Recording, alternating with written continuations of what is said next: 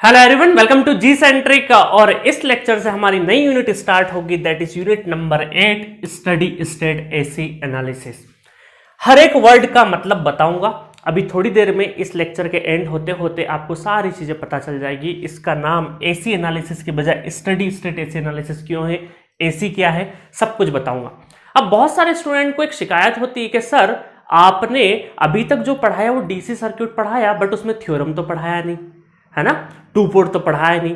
तो मैं आपको बताऊंगा कि बहुत सारी स्टैंडर्ड किताबों में क्या होता है कि आपको डीसी पढ़ाने के बाद थ्योरम्स भी पढ़ाई जाती है, सुपरपोजिशन, नॉर्टन्स, डीसी के साथ में।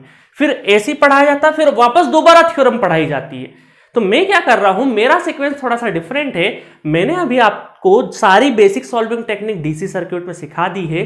उसके साथ साथ डीसी के ऊपर जितने कॉन्सेप्ट हो सकते हैं सब कुछ मैंने कवर कर दिया है, एक्सेप्ट थ्योरम, टू पोर्ट, ये अलग से पढ़ेंगे, है ना। कई बार जो ट्रांजिएंट होता है, डीसी बेस्ड जो ट्रांजिएंट होता है वो भी डीसी के साथ डिस्कस कर दिया जाता है, बट मैं ऐसा नहीं करूंगा। मैंने आपको एक डीसी वाला विंग पढ़ा दिया, अब मैं आपको एसी वाला विंग पढ़ा दूंगा।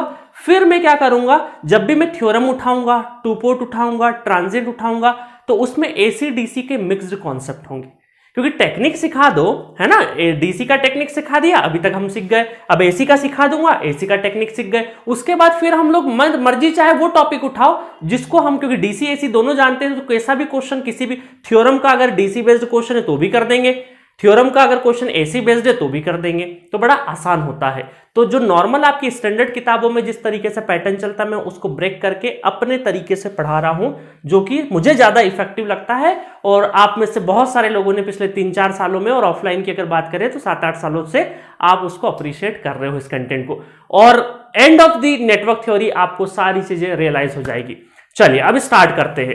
तो अब एसी एनालिसिस स्टार्ट करने से पहले थोड़ा सा हम लोग देख लेते हैं कि अभी तक हम लोगों ने क्या पढ़ा।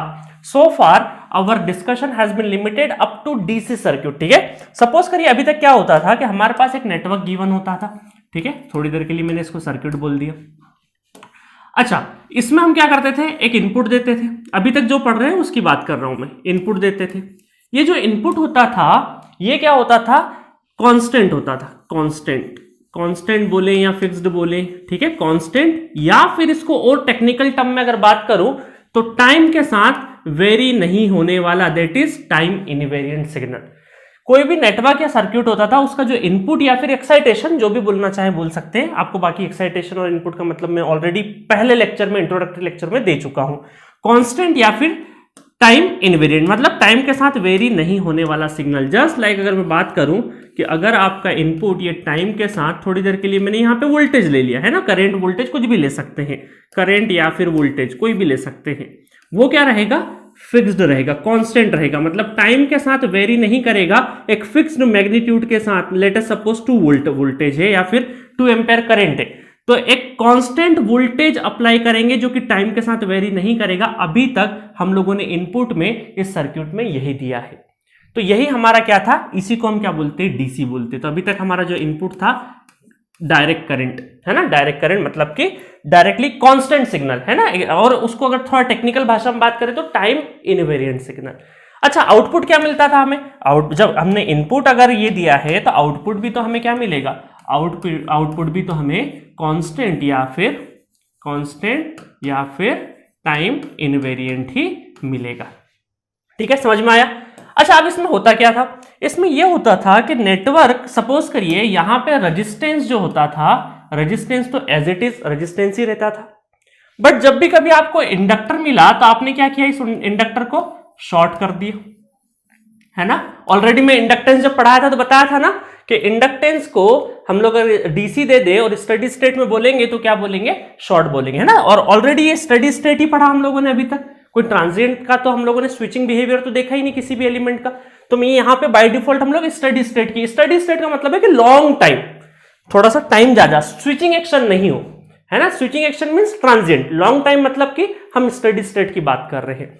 तो इसका मतलब है कि इंडक्टर हमारा क्या हो जाता था इस नेटवर्क में, अगर सपोज करो आरएलसी प्रेजेंट है और हमने डीसी दिया है, स्टडी स्टेट पे हमारा इंडक्टर शॉर्ट हो जाता था और कैपेसिटर क्या हो जाता था, ओपन हो जाता था। इसका मतलब है कि यहां पे इस नेटवर्क में चाहे इंडक्टेंस और कैपेसिटेंस प्रेजेंट होते भी थे अब तक के जितने क्वेश्चंस करे हमने, बट उनका कोई मतलब नहीं होता था। एक शॉर्ट हो जाता, दूसरा क्या हो जाता था, ओपन हो जाता था। मतलब अल्टीमेटली नेटवर्क सिर्फ और सिर्फ रेजिस्टेंस से भरा हुआ रहता था, और वो भी फ्रीक्वेंसी इंडिपेंडेंट, क्योंकि रेजिस्टेंस क्या होता है, दैट इज फ्रीक्वेंसी इंडिपेंडेंट।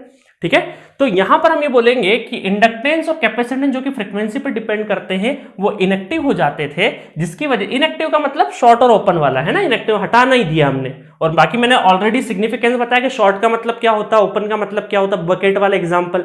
ठीक है, तो यहां पे इस सर्किट में सिर्फ और सिर्फ रेजिस्टेंस होने की वजह से ये बहुत ही सिंपलर हो जाता था, इसको एनालिसिस करना बहुत ही आसान हो जाता था। ठीक है, तो ये सारी चीज अभी तक हमने पढ़ी है। अब आपका क्वेश्चन होगा सर अब इसमें इनपुट एसी हो जाएगा, ये सब चीजें हो जाएगी, वो तो मैं आपको बताऊंगा ही बताऊंगा, है ना। अब क्या होगा, इनपुट की जगह जहां डीसी दिया था अब वहां पे क्या हो जाएगा, एसी हो जाएगा। यहां पे टाइम इनवेरिएंट था, अब वो टाइम के साथ वेरी हो जाएगा। बट ये सब बताने से पहले आपका एक क्वेश्चन होगा कि सर एसी और डीसी, इसमें पहले हमने डीसी क्यों पढ़ा, हम चाहते हैं तो पहले एसी भी तो पढ़ सकते हैं। आपका वाजिब क्वेश्चन है कि सर डीसी आपने पढ़ा दिया पहले, तो उसके पहले आप एसी भी तो पढ़ा सकते थे, डीसी से क्यों स्टार्ट किया। तो उसके दो रीजन है। एक तो रीजन है ऑलरेडी मैं बता चुका हूं, ये बहुत ही सिंपल है, क्योंकि यहाँ पे इंडक्टेंस और कैपेसिटेंस हमारा ओपन या शॉर्ट हो जाएंगे, तो जो सर्क्यूट है इंटायर सर्क्यूट स्टेडी स्टेट पे सिर्फ रेजिस्टेंस से भरा हुआ दिखता है, इस वजह से इसको एनालाइज करना आसान होता है। एक रीजन तो ये हो गया। दूसरा रीजन है ना, दूसरा रीजन है हिस्टोरिकल रीजन, जिसको हम बोलते हैं वॉर ऑफ करंट, मतलब करंट, दो करंट की लड़ाई, मतलब ये डीसी करंट बोले और इसको बोलते हैं एसी करंट। ठीक है, अभी बताऊंगा बाद में, डब्बा बाद में भरेंगे। तो ये वॉर ऑफ करंट का सिलसिला दो व्यक्तियों के बीच में चला था। हिस्टोरिकल पॉइंट ऑफ व्यू अगर लेके चले तो पहले महान शख्स थे थॉमस एल्वा एडिसन और दूसरे महान शख्स थे निकोला टेस्ला। इन दोनों के बीच में वॉर ऑफ करंट की लड़ाई चली, क्योंकि थॉमस एल्वा एडिसन जो थे वो डीसी के सपोर्टर थे और निकोला टेस्ला जो थे वो एसी के सपोर्टर थे। ठीक है, डायरेक्ट करंट और अल्टरनेटिंग करंट, तो ये डीसी के समर्थक रहे हैं। और थॉमस एल्वा एडिसन, इनको ज्यादातर स्टूडेंट थॉमस एडिसन के नाम से भी जानते हैं। तो ये जो टाइटल है ना वॉर ऑफ करंट, ये आपको इसके ऊपर भर भर के गूगल पे मिल जाएगा, यूट्यूब पे वीडियोस मिल जाएंगे, बहुत अलग अलग कहानी है। तो मैं उतनी डेप्थ की कहानी नहीं समझाऊंगा, बट आपको एक ब्रीफ आइडिया दे देता हूं, एक ब्रीफ स्टोरी बता देता हूं, जिससे कि आपको थोड़ा सा इंटरेस्ट क्रिएट हो, है ना। हम में से बहुत लोगों के पास आज की तारीख में इंटरनेट है, बट हम उसका यूटिलाइज इतना अच्छे से करते नहीं है। इतनी सारी चीजें हैं बट हम इफेक्टिव यूज नहीं करते हैं। तो कोई दिक्कत नहीं है, जो जानकारी मैं एक ब्रीफ आइडिया दे दूंगा यहाँ से 5 से 10 मिनट के अंदर, वो आपको इनफ रहेगी। उससे ज्यादा कि अपने को हिस्ट्री जानना जरूरी नहीं है। अल्टीमेटली गेट के अंदर नंबर लाना है हमें, ठीक है, सर्किट सॉल्व करना है। चलिए, तो मैं ब्रीफ एक आपको स्टोरी सुना देता हूं। थॉमस एल्वा एडिसन ने क्या किया, 1879 में बल्ब का इन्वेंशन किया, और ये बहुत बड़ा इन्वेंशन माना जाता था, क्योंकि इसके पहले लाइटिंग के लिए हम लोग केरोसिन से भरा हुआ लैंप यूज करते थे। केरोसिन में बत्ती डाली, उसको जलाया, तो केरोसिन बेस्ड लाइटिंग के लिए हम लोग केरोसिन बेस्ड लैंप यूज करते थे। तो इस बल्ब के इन्वेंशन ने जितने भी केरोसिन बेस्ड लैंप थे उसको रिप्लेस करने में बहुत ज्यादा भूमिका निभाई। अब दिक्कत क्या हुआ, बल्ब का इन्वेंशन तो साहब हो गया। अब बल्ब का इन्वेंशन करके एडिसन ने सोचा कि घर घर पे बल्ब जलना चाहिए, तो बल्ब तो पहुंचा दिया, बट खाली बल्ब से क्या होना है जब तक उसको जलाए नहीं। तो उसके लिए क्या चाहिए, उसके लिए बिजली भी चाहिए। तो थोड़ी देर के लिए थॉमस एडिसन ने क्या किया कि घर घर बिजली तो पहुंचा दी, है ना। थोड़ा सा हम लोग थोड़ा सा यहाँ पे, ये हमारा घर है ना, यहाँ पे बल्ब तो पहुंचा दिया, बल्ब तो पहुंचा दिया। अब इसको जलाने के लिए इलेक्ट्रिसिटी की जरूरत पड़ी। अब इलेक्ट्रिसिटी के लिए क्या था कि इन्होंने जनरेटिंग प्लांट खोला। ये सपोज करिए जनरेटिंग प्लांट हुआ, जनरेटिंग प्लांट खोल दिया, और यहां पे इलेक्ट्रिसिटी जनरेट हो रही है। और कौन सा पावर जनरेट हो रहा है यहां पे, डीसी पावर। कौन सा, डीसी पावर।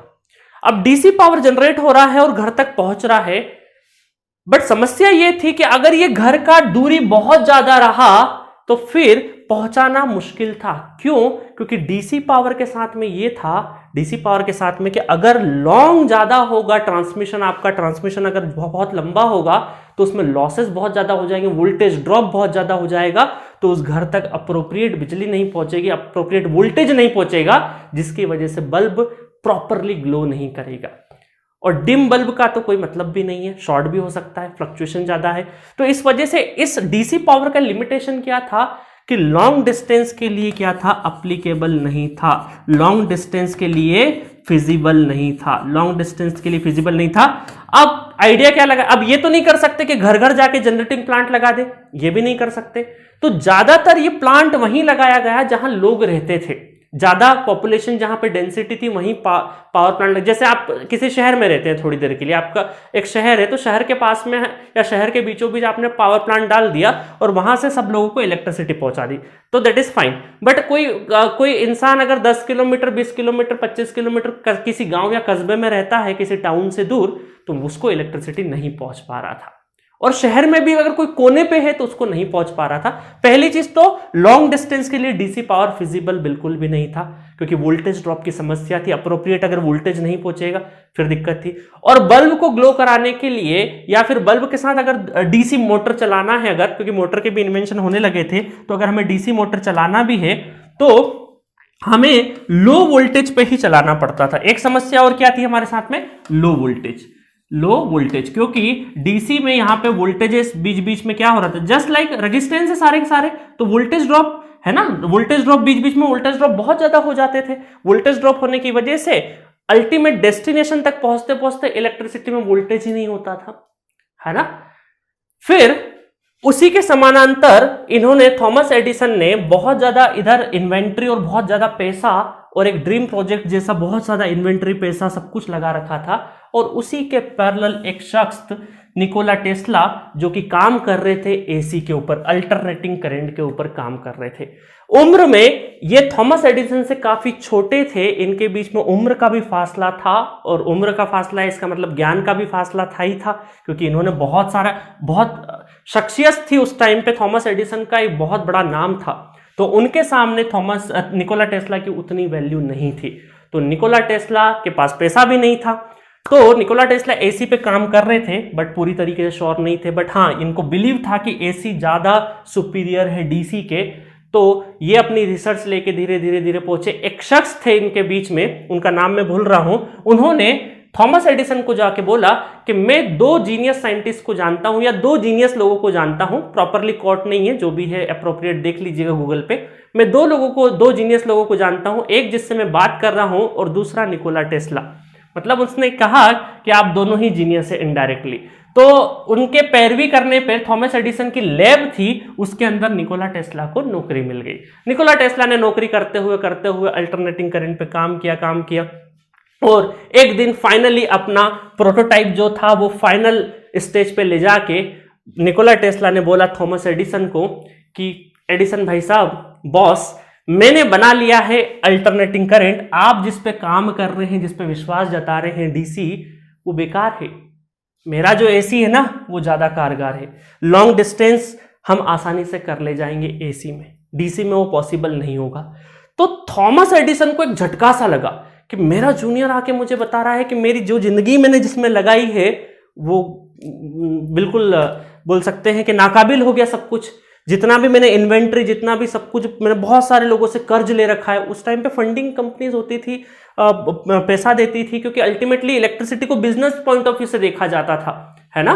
तो थॉमस एडिसन के ऊपर इन्वेस्टर का भी बहुत प्रेशर था, तो इस वजह से, और ईगो भी था क्योंकि जूनियर आके बता रहा है ना, तो इस वजह से एकदम से झल्ला से गए। उन्हें थोड़ा सा गुस्सा भी आया, स्वाभाविक सी बात है, किसी को भी गुस्सा आ सकता है। तो थॉमस एडिसन को गुस्सा आया और निकोला टेस्ला को बोला कि ये फालतू की थ्योरी अपनी ले जाओ अपने घर। और फिर निकोला टेस्ला ने उनकी लेबोरेटरी में से काम रिजाइन कर दिया, काम छोड़ दिया। बट निकोला टेस्ला कंटिन्यू अपनी एसी थ्योरी पे काम करते रहे और इनको मिले फिर थोड़े दिनों बाद जाके इन्वेस्टर के नाम पे जॉर्ज वेस्टिंगहाउस, ठीक है, स्पेलिंग देख लेना, जॉर्ज वेस्टिंगहाउस, शायद कंपनी का नाम भी वेस्टिंगहाउस कंपनी के नाम पे ही था, ठीक है। तो इनको एक इन्वेस्टर मिले जॉर्ज वेस्टिंगहाउस, और निकोला टेस्ला ने जॉर्ज वेस्टिंगहाउस के साथ मिलकर, क्योंकि उनके पास पैसा था, तो दोनों ने मिलकर एसी के ऊपर काम किया और ये सफल हुए पब्लिक को कन्विंस करने के लिए कि हाँ, एसी ज्यादा सुपीरियर है और लॉन्ग डिस्टेंस तक हम ट्रांसमिट कर सकते हैं with the help of transformer. Step up करो वोल्टेज को, है ना, जनरेशन लो वोल्टेज पे करो, फिर वोल्टेज को स्टेप अप करो, लॉन्ग डिस्टेंस तक पहुंचा, वापस स्टेप डाउन कर दो। तो इन्होंने बहुत ज्यादा लॉन्ग ट्रांसमिशन पे बिलीव दिखाया, जिससे पब्लिक और जितनी भी कंपनीज थी उस टाइम पे या जितने भी पैसे वाले लोग थे वो अचानक से इन्फ्लुएंस हुए कि हाँ बात तो सही बोल रहा है, मतलब इसकी बातों में वजन है, तो ये फेमस ज्यादा होने लगे। बहुत जल्दी इनका नाम जल्दी जल्दी फैलने लगा। थॉमस एडिसन को ये बात बुरी लगी कि यार मैं पूरी इन्वेंट्री लगा के मुझे सब सम्मान दे रहे थे, अचानक पूरी भीड़, मतलब जो स्पॉटलाइट थी वो यहां से उठ के यहां जाने लग रही थी। तो एडिसन ने क्या किया, एडिसन ने एक बहुत बुरा काम किया। अब उसमें कितनी सच्चाई है क्या नहीं है वो सारा हिस्टोरिकल वर्जन है। इन्होंने क्या किया, एसी करंट को बदनाम करने की कोशिश की गई और बहुत सारे बड़े बड़े जानवरों को एसी का हाई वोल्टेज है ना, हाई वोल्टेज एसी करंट दे दे के मार दिया गया और पब्लिक के बीच में डर फैलाने की कोशिश करी गई। इवन एक जेल में रहे कैदी को भी एसी बोला गया कि फांसी का अल्टरनेटिव क्या है। गवर्नमेंट ने कई बार पूछा कि फांसी का कोई अल्टरनेटिव सॉल्यूशन है क्या, तो थॉमस एडिसन ने बोला हाँ हाई वोल्टेज एसी लगा दो। तो एक इलेक्ट्रिक चेयर बनाई गई जिसपे high volt 1000 volt AC signal दिया गया, जिसकी वजह से उस कैदी की मृत्यु हो गई। और उस कैदी की जो दर्दनाक मृत्यु करंट लगने से हुई, तो वो नज़ारा देख के जो चश्मदीद गवाह थे वहाँ पे, जो लोग आई विटनेस थे, उन्होंने जो नज़ारा देखा उससे काफ़ी आहत पहुंची। और जो निकोला टेस्ला और जॉर्ज वेस्टिंगहाउस एसी करंट के जो समर्थक रहे, इनकी बहुत ज़्यादा बोल सकते बदनामी हुई। बट ये बदनामी ज़्यादा दिन तक नहीं चलती थी क्योंकि उसके फायदे ज़्यादा थे, नुकसान थे नो डाउट। करंट लग, तभी तो आज की तारीख में भी एसी कहाँ पे टंगा है, ग्राउंड पे थोड़ी वायर बिछे हुए हैं, खंबे पे लगे हुए हैं ना। आप आज भी वायर, नेकेड वायर को टच नहीं कर सकते ना। तो सेफ्टी, इन्होंने थोड़ा सा सेफ्टी वर्जन बढ़ाया, लोगों को कन्विंस किया कि ठीक है डेंजर है बट इसकी यूटिलिटी ज़्यादा है, और ये कामयाब भी हो गए क्योंकि यूटिलिटी पॉइंट ऑफ व्यू से एसी ज़्यादा किफ़ायती था, लॉन्ग डिस्टेंस के लिए बहुत आसानी से ट्रांसमिट हो सकता था। तो ये कन्विंस करने में बोल सकते हैं पब्लिक को कन्विंस करने में इन्होंने सफलता प्राप्त कर ली। उसका ये प्रूफ था कि नाइग्रा फॉल की जो एनर्जी थी उसको कन्वर्ट करके इलेक्ट्रिसिटी, मतलब कि एक हाइड्रो प्रोजेक्ट्स का टेंडर निकला गवर्नमेंट की साइड से। तो वेस्टिंग हाउस कंपनी और निकोला टेस्ला ने वो टेंडर हथिया लिया, वो टेंडर इनको मिल गया। तो उससे ये प्रूफ हो गया कि हाँ एसी में दम है क्योंकि गवर्नमेंट का टेंडर मिल गया। और इन्होंने पहली बार नाइग्रा फॉल पर एक जनरेटर लगाया और नाइग्रा फॉल की एनर्जी को टरबाइन पे गिरा के उस टरबाइन से जनरेटर को घुमा के एसी इलेक्ट्रिसिटी जनरेट करी। और फिर बाद में अपनी किताब में निकोला टेस्ला लिखते हैं कि मैं सपने में कभी कभी सोचा करता था पहले कि एक दिन आएगा मैं नाइग्रा फॉल पे जनरेटर लगाऊंगा और इलेक्ट्रिसिटी जनरेट करूंगा, और वाकई में मैंने करके दिखाया। अब इसमें कितनी सच्चाई, क्योंकि लोग बड़े होने के बाद बोल देते मेरे सपने में आया था, मेरा वो आया था, ठीक है, बट कितनी सच्चाई क्या पता, बट ठीक है। बहुत बड़ा काम किया है निकोला टेस्ला ने। इवन निकोला टेस्ला के हाथ के जो डिजाइन्स थे आज भी हम जनरेटर में, बहुत सारे जनरेटर्स में और मोटर्स में, इंडक्शन मोटर में, खासकर एसी मोटर्स में वो वही डिजाइन और वही पैटेंट आज भी हम लोग यूज करते हैं। तो निकोला टेस्ला का कंट्रीब्यूशन बहुत ज्यादा रहा है, इन्होंने अपनी कम उम्र में ही बहुत ज्यादा हासिल किया। बट बाद के दिनों में निकोला टेस्ला को थोड़ा सा गरीबी से झेलना पड़ा क्योंकि इन्होंने अपनी सारी जो इन्वेस्टमेंट थी और ये सब कुछ अपनी रिसर्च वगैरह में लगा दी, और इन्होंने बहुत सारे रेडियो सिग्नल्स में भी इनका काफ़ी रोल रहा है। तो बाकी जानकारी की जरूरत नहीं। तो उस टाइम के हिसाब से अगर बात करें तो वॉर ऑफ करंट में जो निकोला टेस्ला थे वो विनर रहे, और उन्होंने एसी एनालिसिस को लॉन्ग ट्रांसमिशन के लिए फिजिबल बना दिया, और कमर्शियल यूटिलिटी के लिए, आपके घरों में यूटिलिटी के लिए भी एसी कारगर है। और आज भी आप जिस इलेक्ट्रिसिटी या जिसका भी यूज कर रहे होंगे अपने घरों में वो एसी ही है। बट क्या थॉमस एडिसन पूरी तरीके से गलत थे? नहीं, ये तो वक्त बताएगा आने वाला, क्योंकि आज की तारीख में एचवीडीसी ट्रांसमिशन भी तो करते हैं हम, क्योंकि एसी में भी लॉसेस है, ऐसा नहीं लॉसेस नहीं है, बट उन लॉसेस के साथ साथ लॉन्ग ट्रांसमिशन में हम लोग वोल्टेज को अच्छा मेंटेन कर पाए, जिसकी वजह से यूटिलिटी अच्छी है, क्योंकि ट्रांसफार्मर लगाया हम लोगों ने और ट्रांसफार्मर के जरिए हम लोग वोल्टेज को एक अप्रोप्रिएट लेवल पे रखने में कामयाब रहे, जो कि डीसी में पॉसिबल नहीं था। बट अब जो रिसेंट एडवांसमेंट आ रहे हैं, एचवीडीसी ट्रांसमिशन भी है, बट अभी लार्जर वे में हम लोग एचवीडीसी पे नहीं गए क्योंकि इनिशियल कॉस्टिंग उसका भी ज्यादा है। तो एट दैट टाइम जब लड़ाई हुई थी तब निकोला टेस्ला विनर थे, और थॉमस एडिसन को ऐसा नहीं कि तुच्छ नजर से देखो, इनने भी अपनी जिंदगी में बहुत बड़े बड़े काम किए हैं, ठीक है। तो थॉमस एडिसन भी एक बहुत महान साइंटिस्ट रहे, और एचवीडीसी आज की तारीख में हम लोग एचवीडीसी को भी अडॉप्ट कर रहे हैं हर जगह पे। तो ये रही story of war of current, ठीक है, मजा आया होगा। तो ब्रीफ में समझा दिया। तो अब आते हैं हम वापस हमारे सर्क्यूट पे। तो सपोज करिए अभी हम लोगों ने क्या किया, कि इनपुट करंट, अभी तक हम लोगों ने डीसी सर्किट पढ़ा था तो यहाँ पे कांस्टेंट या टाइम इनवेरिएंट सिग्नल दिए। अब हम क्या करेंगे, यहाँ पे हम लोग देखेंगे कि इस सर्किट में यहाँ पर भी क्या होगा, सर्किट होगा, और इसमें जो इनपुट लगेगा वो क्या रहेगा, वेरिएबल इनपुट रहेगा। क्या रहेगा, वेरिएबल, या फिर इसको क्या बोले हम लोग, टाइम वेरिएंट, टाइम के साथ वेरी होने वाला signal, that is time variant. तो ऑब्वियस है आउटपुट भी हमें कैसा मिलेगा, आउटपुट भी हमें सेम मिलेगा। सेम, इसको कॉपी पेस्ट कर देता हूं मैं, है ना, सेम मिलेगा। तो वेरिएबल और नॉट टीवी है ना, टाइम वेरिएंट है ना, टाइम वेरिएंट, टीवी नहीं तो स्टूडेंट पूछे सर टीवी क्या लिखा है, टाइम वेरिएंट। तो यहां पे वेरिएबल, अब देखिए वेरिएबल सिग्नल में भी बहुत सारे तरीके के वेरिएबल सिग्नल थे, और एक और यहां पर देखिएगा ना, वेरिएबल सिग्नल में भी हमारे पास बहुत सारे ऑप्शंस थे। अगर मैं बोलूं वेरिएशन टाइम के साथ वेरी होने वाला सिग्नल, तो ये भी तो हो सकता है, दैट इज ट्रायंगुलर, ठीक है। और ये भी सिग्नल हो सकता है टाइम के साथ वेरी होने वाला, ठीक है। इसको क्या बोलते हैं हम लोग, sinusoidal, that is triangular. Time के साथ वेरी ये भी हो रहा है, टाइम के साथ वेरी ये भी हो रहा है, तो कौन सा सिग्नल ले, तो हमने क्या एडॉप्ट किया, हमने एडॉप्ट किया साइनोसॉइडल सिग्नल। कौन सा एडॉप्ट किया हमने, साइनोसॉइडल सिग्नल, साइनो, इसकी स्पेलिंग साइनोसॉइडल, ठीक है। तो हमने इन दोनों, ये ट्रायंगुलर था, ये साइनोसॉइडल था, हमने ये दोनों के दोनों टाइम वेरिएंट है, बट टाइम वेरिएंट के साथ साथ में साइनोसॉइडल के ज्यादा फायदा थे, इस वजह से हमने साइनोसॉइडल को पिक किया और इसको पिक नहीं किया। तो इनपुट में हमने क्या किया, साइनोसॉइडल को पिक किया। अब इसके क्यों साइनोसॉइडल को पिक किया, ये अभी थोड़ी देर बाद बताता हूं मैं आपको। चलिए, अब इसको बोलते हैं हम लोग, इसको चाहे वोल्टेज बोलो चाहे करंट बोलो, है ना। अब देखिए ये अल्टरनेटिंग नेचर, अल्टरनेटिंग, इसका जो फुल फॉर्म है, स्टडी स्टेट एसी, एसी का फुल फॉर्म क्या, अल्टरनेटिंग करंट, और डीसी का फुल फॉर्म क्या, डायरेक्ट करंट। तो यहां पे अल्टरनेटिंग का मतलब क्या है कि ये सपोज करिए पॉजिटिव हाफ है ना, पॉजिटिव है, क्वाड्रेंट के हिसाब से आपको देखते आता है, ये पॉजिटिव है, निगेटिव है, पॉजिटिव है, फिर निगेटिव है। तो इसका मतलब है कि पॉजिटिव, अगला पॉजिटिव कब आ रहा है, एक छोड़ के आ रहा है। इसका मतलब अल्टरनेटिंग तरीके से पॉजिटिव मिल रहा है और अल्टरनेटिंग तरीके से हमें निगेटिव मिल रहा है। इसका जो ये साइकिल है, साइकिल भी नहीं बोल सकते, ये जो हाफ है ये पॉजिटिव, अगला हाफ हमें अल्टरनेटिंग तरीके से मिल रहा है, नेगेटिव चाहे पॉजिटिव। तो इसका नेचर क्या, अल्टरनेटिंग नेचर है, इस वजह से हम इसको बोलते हैं अल्टरनेटिंग। और अगर ये करंट हुआ, अल्टरनेटिंग, अगर ये करंट हुआ तो इसको बोलते हैं अल्टरनेटिंग करंट। और इसको सिंबल कैसे करेंगे, इसको सिंबल करेंगे हम लोग आई ऑफ टी से, स्मॉल। एसी में हम लोग हमेशा स्मॉल चलते हैं, डीसी में कैसे चलते हैं, कैपिटल। डीसी में जो करंट वगैरह लेंगे कैपिटल लेटर में लेंगे, एसी में हम लोग क्या लेते हैं, स्मॉल लेते हैं। अच्छा, अब क्या एसी का मतलब सिर्फ अल्टरनेटिंग करंट होता है, नहीं, क्योंकि अगर वोल्टेज होगा तो उसको अल्टरनेटिंग वोल्टेज भी बोलते हैं, है ना।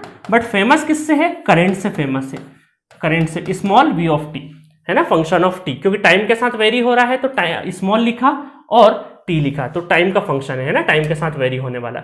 अच्छा, अब बहुत सारे लोग पूछते हैं कि सर अल्टरनेटिंग करंट ही क्यों, अल्टरनेटिंग वोल्टेज एवी भी तो बोल सकते थे, एसी ही क्यों बोला। तो देखो मैं एक चीज बताता हूं आपको कि वोल्टेज असल में क्या होता है, ये डेफिनेशन आपको पावर सिस्टम में और भी अच्छे से समझ में आएगी। वोल्टेज के एक तरह का प्रेशर है, एक तरह का क्या है, इलेक्ट्रिक प्रेशर है, और उस प्रेशर की वजह से करंट ट्रेवल करता है। तो असल में आपका जो ट्रेवल करने वाला क्या है, इलेक्ट्रॉन्स या फिर करंट है। ट्रेवल कौन कर रहा है, इलेक्ट्रॉन या करंट ही ट्रेवल कर रहे हैं। वोल्टेज तो हम क्या कर रहे हैं, एक जगह पे अप्लाई कर रहे हैं, प्रेशर अप्लाई कर रहे हैं, प्रेशर अप्लाई कर रहे हैं एक तरह का, ठीक है। तो इसीलिए हम लोग, और लोड भी कैसे डिफाइन होता है, आप जैसे सपोज करो आपके घर में अगर मैं बात करूं तो सारे पोर्ट, आपके जितने भी इलेक्ट्रिसिटी वाले जो पोर्ट है, जहां पे आप अपना मोबाइल चार्ज करते हैं और कुछ और प्लग है, तो वहां पर आप देखिए सभी जगह पे सिंगल फेस अगर कनेक्शन है तो वोल्टेज सेम होगा, 230, 220, 230, 220 के आसपास वोल्टेज होगा। बट करंट इस बात पे डिपेंड करेगा आपकी यूटिलिटी के ऊपर। तो वेरिएशन किसका ज्यादा हो रहा है, करंट का ज्यादा हो रहा है, क्योंकि आप कैसा लोड लगा रहे हो। सपोज करो आपने मोबाइल चार्जर लगाया तो 5 एम्पेयर का करंट ड्रॉ हो रहा है। सपोज करो आपने गीजर या एसी लगाया तो वहां पे 16 एम्पेयर तक का करंट ड्रॉ हो रहा होगा। तो लोड के हिसाब से करंट का वेरिएशन हो रहा है, मतलब लोड मतलब करंट, क्योंकि वोल्टेज तो क्या है, कांस्टेंट, और हमारा प्रैक्टिकल सिस्टम कैसा है, पैरेलल सिस्टम है। तो इसीलिए करंट की टर्मिनोलॉजी, करंट से ज्यादा हमने चीजों को डिफरेंशिएट किया। इस वजह से अल्टरनेटिंग करंट और डायरेक्ट करंट, है ना। क्योंकि बहुत सारे कई बार इंटरव्यू या वाइवा में पूछ लेते हैं भाई अल्टरनेटिंग करंट होता है क्या अल्टरनेटिंग वोल्टेज नहीं होता है, तो आपको ये चीज बतानी है थोड़ा कॉमन सेंस लगा के, ठीक है। तो ये रहा साइनोसॉइड। अब बात करेंगे हम लोग कि साइनोसॉइडल के क्या एडवांटेजेस है जिसकी वजह से हमने टाइम वेरिएंट सिग्नल ये साइनोसॉइडल वाला ही क्यों पिक किया, ठीक है। चलिए स्टार्ट करते हैं। चलिए साइनोसॉइडल पे जाने से पहले एक चीज और बता देता हूं मैं आपको कि सपोज देखिए यहां पे क्या था सर्किट में आरएलसी था, ठीक है, ये क्या था हमारा डीसी था, ये डीसी। अब हेडिंग डाल देते हैं ना। सिमिलरली इस सर्किट में क्या है एसी, यहां पर भी क्या होगा रेजिस्टेंस, इंडक्टेंस और कैपेसिटेंस तीनों रहेंगे। अब मुझे एक चीज बताओ, यहां पे टाइम है, टाइम का वेरिएशन है, टाइम का वेरिएशन मतलब फ्रीक्वेंसी, क्योंकि फ्रीक्वेंसी और टाइम क्या होते हैं, टाइम पीरियड और फ्रीक्वेंसी एक दूसरे के रिलेशन में होते हैं। तो अगर टाइम पीरियड एग्जिस्ट कर रहा है मतलब टाइम आ रहा है पिक्चर में, तो उसका मतलब फ्रीक्वेंसी है। तो यहां पर हम देखेंगे कि रेजिस्टेंस तो हमारा क्या है इंडिपेंडेंट ऑफ फ्रीक्वेंसी, रेजिस्टेंस तो हमारा इंडिपेंडेंट ऑफ फ्रीक्वेंसी है, बट ये जो दो सिग्नल है ये हमारे फ्रीक्वेंसी पर डिपेंड कर रहे हैं। ये दो सिग्नल जो मतलब नॉट सिग्नल, दो जो एलिमेंट है हमारे पैसिव एलिमेंट इंडक्टेंस और कैपेसिटेंस, ये दोनों किस पर डिपेंड करते हैं, फ्रीक्वेंसी पर डिपेंड करते हैं। तो हम क्या करेंगे यहां पे क्या करेंगे कि रेजिस्टेंस तो हमारा ओम में एग्जिस्ट करता है, ओम में है ना, ओम यूनिट होती है रेजिस्टेंस की, बट इंडक्टेंस और कैपेसिटेंस को भी हमें काय में कन्वर्ट करना पड़ेगा, ओम के अंदर कन्वर्ट करना पड़ेगा, ठीक है, ओम के अंदर कन्वर्ट करना पड़ेगा। ओमिक वैल्यू में इंडक्टेंस को भी ओमिक वैल्यू में कन्वर्ट करना पड़ेगा और कैपेसिटेंस को भी ओमिक वैल्यू में कन्वर्ट करना पड़ेगा। कैसे करना पड़ेगा ये अभी डिटेल में आगे के लेक्चर में मैं पढ़ाऊंगा आपको। तो अल्टीमेटली जब भी आपको इनपुट एक्साइटेशन अगर एसी है, एसी का मतलब एक अल्टरनेटिंग नेचर का वोल्टेज या फिर करंट जो भी है, तो यहां पे सर्किट एलिमेंट में रेजिस्टेंस तो डायरेक्टली ओमिक वैल्यू रहेगा, उस पर कोई अंतर नहीं पड़ेगा, बट इंडक्टेंस और कैपेसिटेंस को ओमिक वैल्यू में हमें कन्वर्ट करना पड़ेगा, तभी हम नेटवर्क को सॉल्व कर पाएंगे। यह समस्या हमारे साथ यहां नहीं थी क्योंकि इंडक्टेंस और कैपेसिटेंस शॉर्ट हो रहा था और निपट जा रहे थे दोनों, एक शॉर्ट हो जा रहा दूसरा ओपन हो जा रहा था, बट यहां पे हमें फ्रीक्वेंसी बेस्ड है तो हमें ओमिक वैल्यू में चेंज करना पड़ेगा। इस वजह से यहां के सर्किट्स होते हैं जो एसी बेस्ड नेटवर्क होते हैं उसको एनालाइज करना थोड़ा सा डिफिकल्ट पड़ता है। स्टूडेंट को ऐसा लगता है कंपैरेटिवली, क्योंकि सर डीसी तक तो नेटवर्क ठीक था, जैसे ही एसी दिख जाता ना, हमें एसी सिग्नल दिख जाता है, इंडक्टेंस कैपेसिटेंस और ये सब एम्पीडेंस की बात आ जाती है ना, एम्पीडेंस या एडमिटेंस की बात आ जाती है, तो थोड़ा सा टफ लगने लगता है। बट बिलीव मी ये लेक्चर खत्म होते हर चीज का छोटे से छोटा पॉइंट भी मैं आपको बताऊंगा और किस तरीके से आपको डील करना है, किस तरीके से थॉट देना है क्वेश्चन पे, सब कुछ सिखाऊंगा। और एंड ऑफ दिस यूनिट आप एसी एनालिसिस पे आपकी बहुत अच्छी ग्रिप हो जाएगी और मशीन और पावर सिस्टम में भी बहुत हेल्पफुल रहेगा, ठीक है। या फिर जो भी आप चाहे इलेक्ट्रॉनिक्स ब्रांच है चाहे इंस्ट्रूमेंटेशन ब्रांच है, तो जितने अदर सब्जेक्ट होंगे क्योंकि एसी पे हमें बहुत ज्यादा डील करना पड़ेगा, तो सारा का सारा सर्किट आप आसानी से सॉल्व कर पाएंगे, ठीक है। तो ये चीज रहा कि हमें ओमिक वैल्यू में कन्वर्ट करना पड़ेगा। चलो अब बात करते हैं कि साइनोसॉइडल सिग्नल ही क्यों लिया हम लोगों ने, वाई साइनोसॉइडल पिक, क्यों हम लोगों ने ट्रेंगुलर वेवफॉर्म भी तो ले सकते क्योंकि वो भी टाइम के साथ वेरी हो रहा था, हमने साइनोसॉइडल को ही क्यों पिक किया।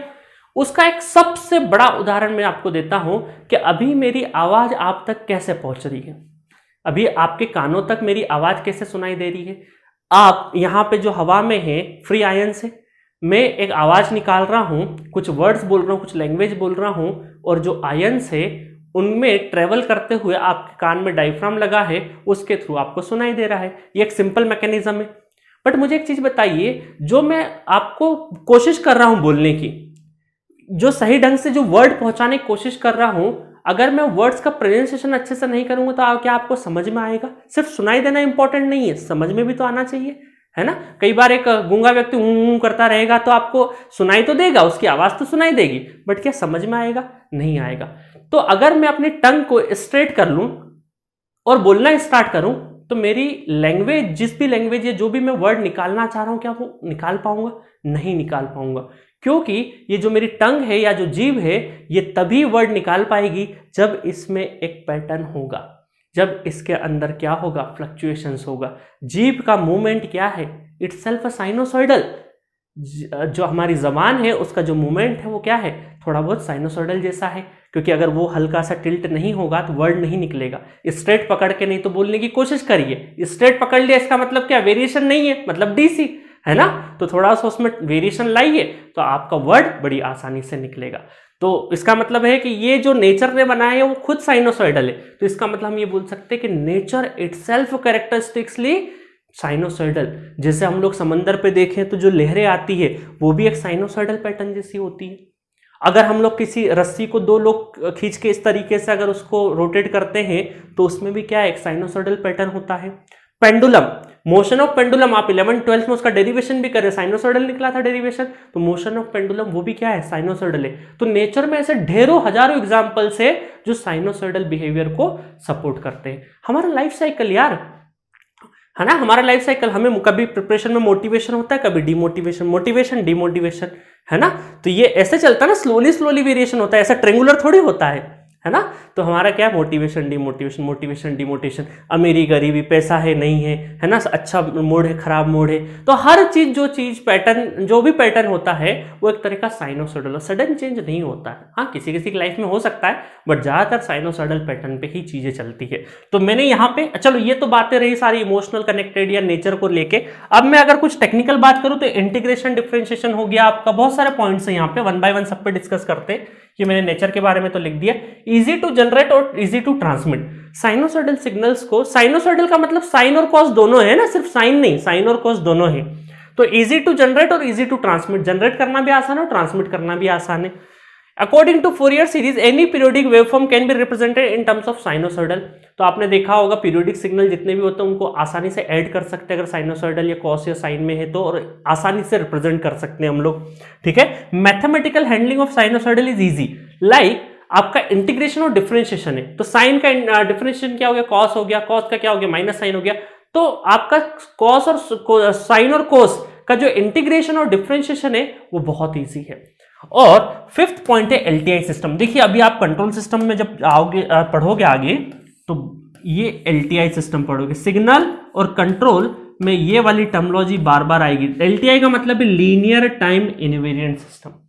देखिए इसमें क्या होता है, जब भी हम लोग, ये प्रैक्टिकल सिस्टम होता है, प्रैक्टिकल सिस्टम होता है लीनियर टाइम इनवेरिएंट सिस्टम। इसमें एक चीज और लगा दो प्रैक्टिकलिटी के लिए, कॉजल, है ना, कॉजल एलटीआई सिस्टम या फिर causal linear time invariant system, इसी को हम कंट्रोल सिस्टम में पूरा एनालाइज करते हैं। तो कंट्रोल सिस्टम और सिग्नल सिस्टम में इसका नाम बहुत बार सुनोगे आप, ये कॉजल वगैरह का भी नाम बहुत अच्छे सुनोगे, अभी नेटवर्क में काम नहीं है। अब इतना समझिए कि किसी भी एलटीआई, क्योंकि ये प्रैक्टिकल सिस्टम में कुछ भी चीज बनाना है हमें, तो कॉजल एलटीआई सिस्टम ही लेंगे। तो इसका जो इनपुट है, अगर मैं इनपुट ऐसा मान लूं थोड़ी देर के लिए, A sine omega T plus theta, omega T plus theta, theta 1 मान लेता हूं और इसको ए मान लेता हूं। तो जब हम किसी एलटीआई सिस्टम में इनपुट इस तरीके से देंगे तो आउटपुट भी क्या होगा, साइन का इनपुट दिया तो आउटपुट भी क्या रहेगा, साइनोसॉइडल ही रहेगा। आउटपुट भी साइनोसॉइडल रहेगा विथ सेम फ्रीक्वेंसी। ओमेगा क्या है, फ्रीक्वेंसी है, तो ओमेगा विथ सेम फ्रीक्वेंसी। बस दो चीजें चेंज होगी, इसका मैग्नीट्यूड या फिर एम्पलीट्यूड, जो भी बोलना चाहे, एम्पलीट्यूड ए की जगह हो सकता है बी, कुछ अदर एम्पलीट्यूड होगा, और थीटा की जगह हो सकता है कोई थीटा 2 रहे। तो सिर्फ दो चीजें चेंजेस होगी, अदरवाइज उसका जो नेचर है वो साइन का साइन ही रहेगा। अगर कॉस दोगे तो कॉस का कॉस ही रहेगा।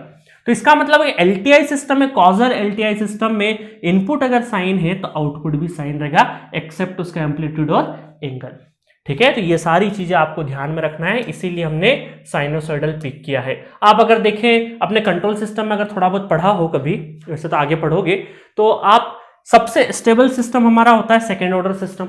तो सेकेंड ऑर्डर सिस्टम का भी अगर हम लोग वो देखें पैटर्न, तो वो भी क्या है, साइनोसॉइडल रहता है ना, साइनोसॉइडल रहता है पूरा पूरा। सेकेंड ऑर्डर का जो रिस्पॉन्स लिखते हैं ई टू द पावर जीटा वगैरह वाला, वो पूरा का पूरा साइनोसॉइडल बिहेवियर है, that is second order system. और सबसे स्टेबल अंडरडैम सिस्टम जो है, अंडरडैम का यही ग्राफ बनता है, तो सबसे सिस्टम सेकेंड ऑर्डर अंडरडैम सिस्टम होता है, जो कि साइन का ही बिहेवियर रहता है, साइनोसॉइडल बिहेवियर रहता है, ठीक है। तो इतने तमाम कारण थे जिसकी वजह से हमने क्या पिक किया, जो भी टाइम वेरिंग सिग्नल था वो साइनोसॉइडल पिक किया। अब मैं पूरे स्टडी स्टेट एनालिसिस को किस तरीके से प्रोसीड करूंगा वो मैं आपको बता देता हूं। देखिए मैं मानता हूं कि जब भी मैं कोई बड़ा टॉपिक पढ़ाता हूं, चाहे मशीन में पढ़ाया हो, चाहे पावर सिस्टम में, चाहे पावर इलेक्ट्रॉनिक्स में, तो मैं बड़े टॉपिक का एक रोड मैप बना देता हूं कि मैं किस तरीके से चलने वाला हूं। जैसे मैंने बेसिक सॉल्विंग टेक्निक सिखाई या एडवांस सॉल्विंग टेक्निक सिखाई, तो मैंने पहले लिस्ट बना दी कि भाई हम कौन से कॉन्सेप्ट पे क्या पढ़ रहे हैं। नहीं तो 20 लेक्चर में पता ही नहीं चल रहा कहां जा रहे हैं, क्या पढ़ रहे हैं, क्या चल रहा है।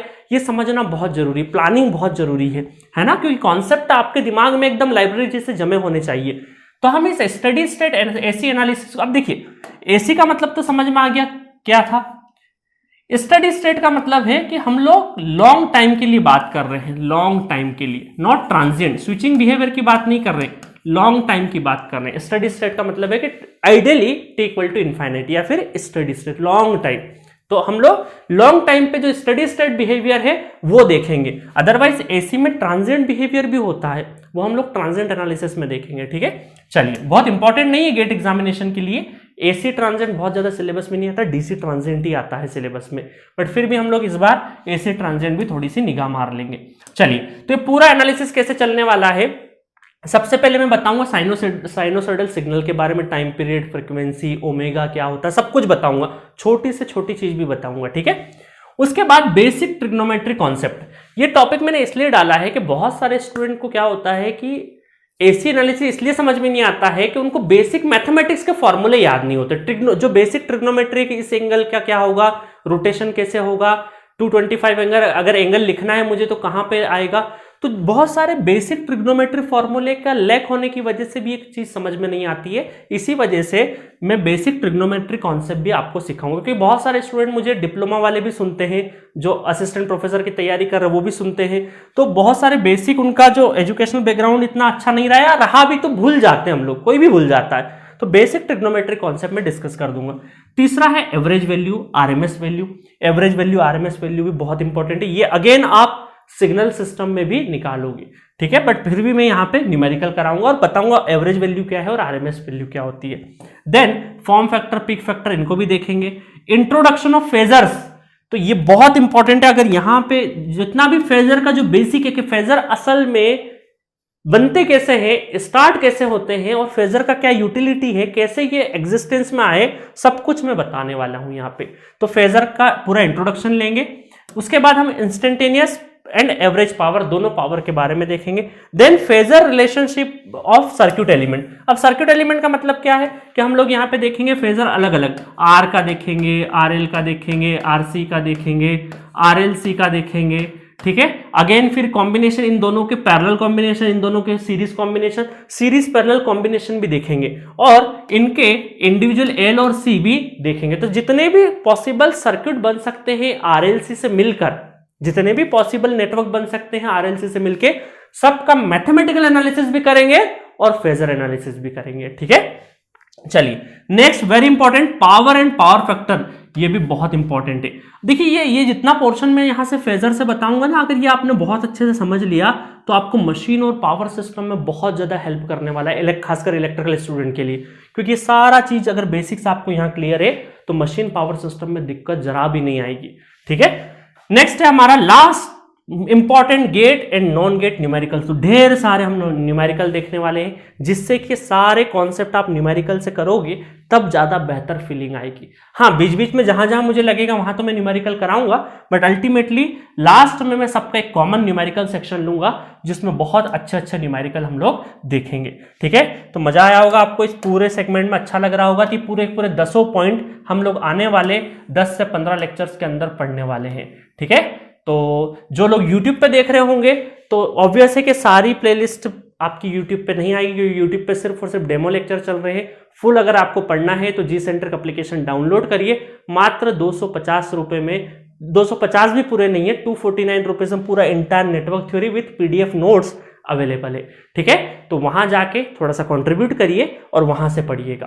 ठीक है, अदरवाइज YouTube पे बीच बीच में से कुछ जो मुझे अच्छे लगेंगे इंपॉर्टेंट लेक्चर्स, वो आपके YouTube पे डेमो के तौर पे आएंगे जरूर। ठीक है, चलिए गाइस, तो अब मिलेंगे अगले लेक्चर में। हम लोग साइनोसॉइडल सिग्नल को एनालिसिस करते हुए नजर आएंगे और बहुत बेसिक से इस स्टडी स्टेट एसी एनालिसिस को स्टार्ट करेंगे और बहुत मजा आने वाला। 15-20 लेक्चर के बाद आप अपने आप का अलग रूप पाएंगे नॉलेज वाइज।